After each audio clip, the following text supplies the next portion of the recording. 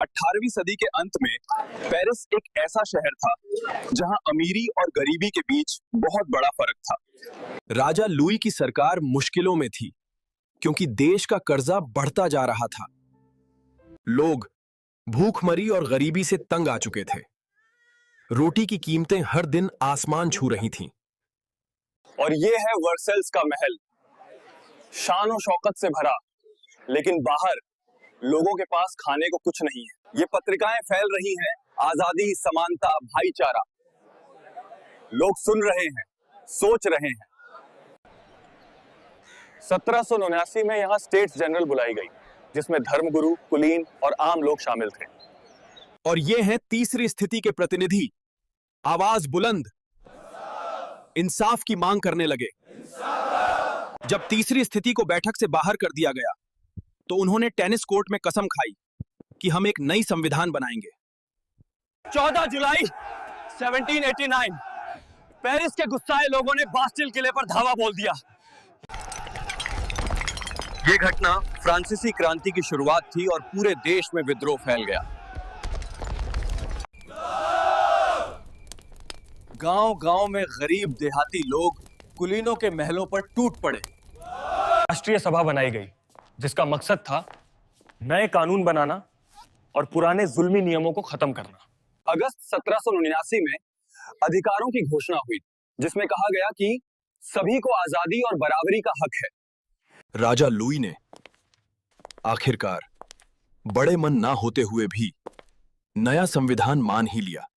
अक्टूबर 1779 में हजारों औरतें रोटी की मांग लेकर वर्साय की तरफ कूच करने लगीं।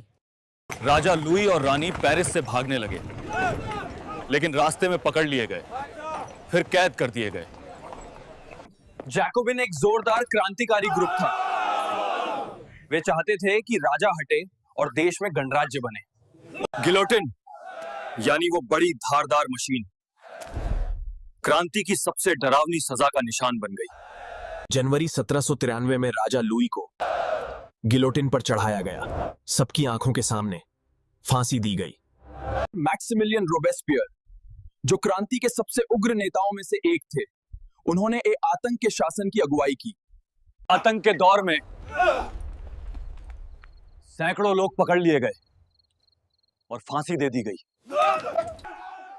1794 में रोबेस्पियर को भी गिरफ्तार कर गिलोटिन पर भेजा गया।